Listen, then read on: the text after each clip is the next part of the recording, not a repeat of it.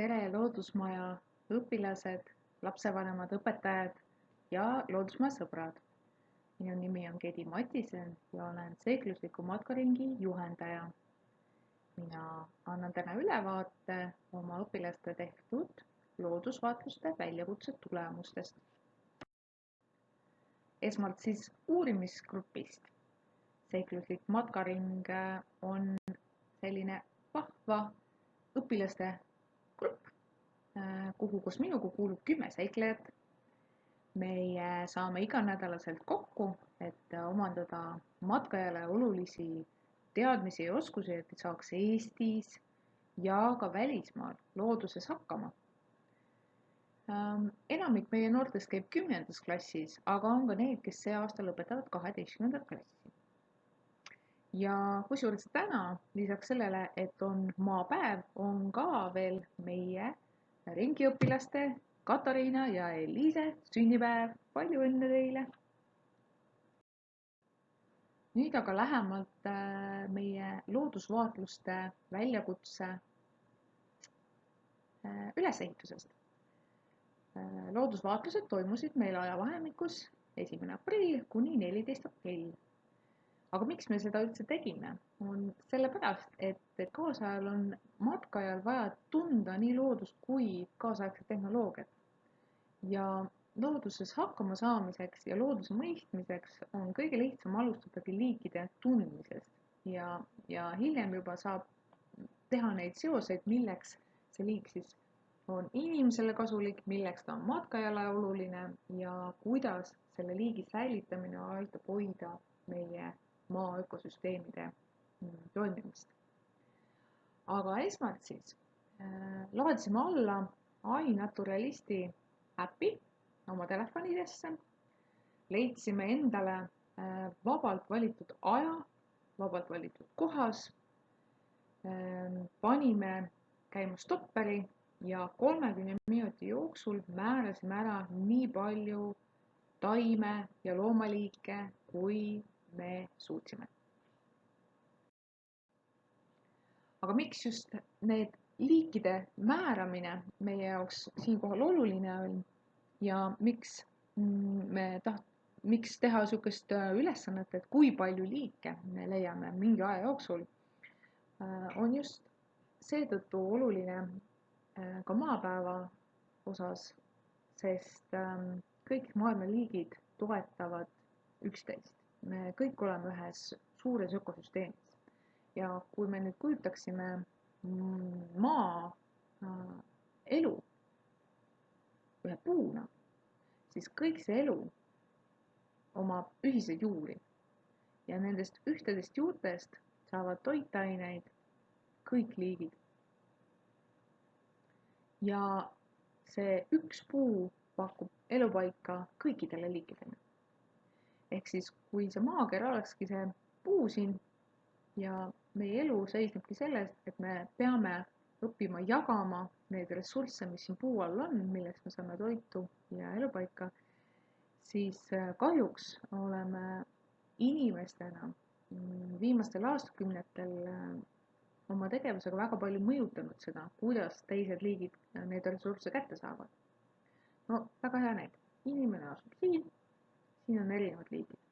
Kui nüüd meie oma tegevusega näiteks, nagu me oleksime üks puuleht, et iga puuleht on üks liik, kui me oleksime üks puuleht, siis kui me näiteks pooltele puulehtedele siin enam toitaineid ei pakuks, siis see osa puust ju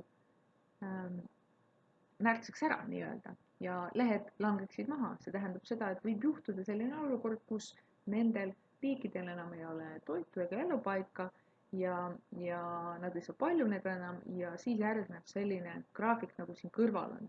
Ehk siis mida aeg edasi, seda hullemaks nende liikide olukord läheb, kes siinpool puud asub ja võib juhtuda, et nad surevad välja. Ehk siis neid ei olegi enam maailmas.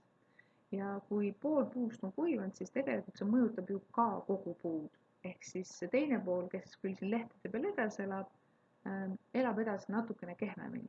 Nii et tegelikult me oleme kõik seotud.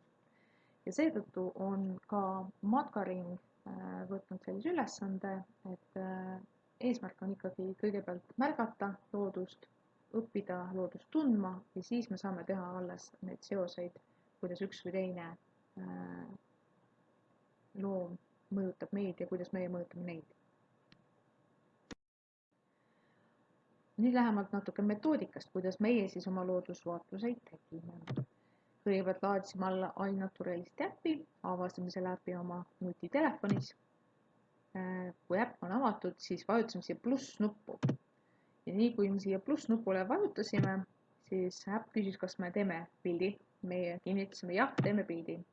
Ja tegime pildi. Pilt ilmus siia ülesse.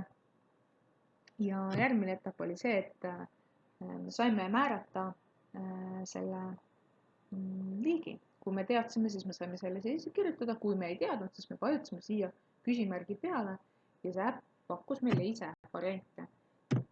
No ütleme, näiteks pakkus selle või pakkus järgmise ja siis sa ise said siit valida, missugune liik ongi õige selle liigiga, mis sina oled pildistanud. Ja niimoodi me tegime siis 30 minutit. Ja meie uurimisalad olid päris laialdased ning kogu selle uurimise tulemusel leidsime siis 49 liiki. Me tegime küll 60 vaatlust, aga saime 49 liiki. Ja seda nüüd sellepärast, et kui näiteks mina, Martin ja Linda kõik nägid paiselehte ja panid selle kirja, siis kokku me saime ikkagi ainult ju paiselehtede ühe liigi. Et siin ta loeb erinevaid liike, aga siin ta loeb iga vaatlust. Nii et sellepärast ikka erinev number.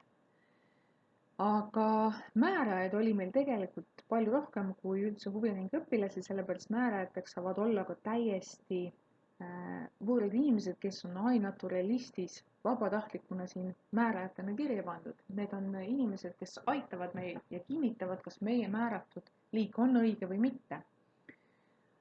Kahjuks ringi õpilastest oli vaatlejaid ainult 5 erinevatel põhjustel. Küll ei saanud, kas tehnika ei töötanud või ei olnud vastavat aega või ilma.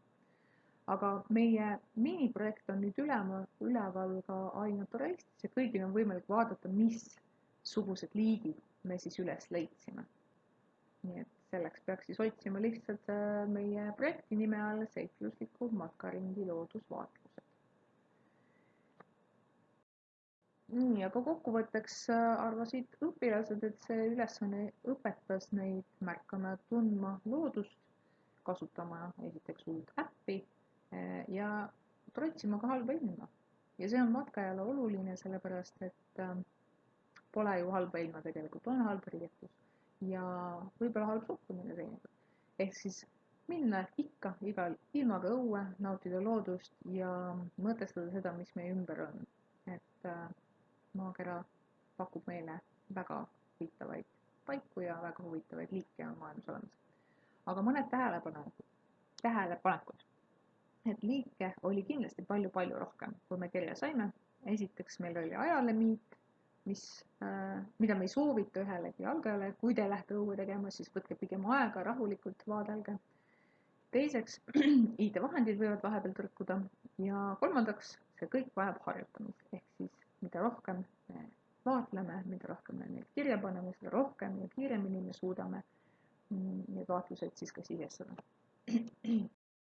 Aga see veel ei ole kõik.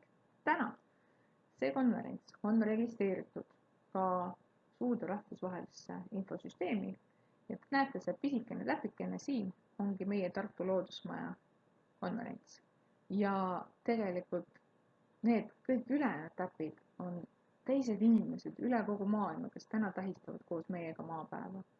Ja kõik selle mõte on ikka see, et meil on ainult üks maa ja me peame seda hoidma. Kõike head.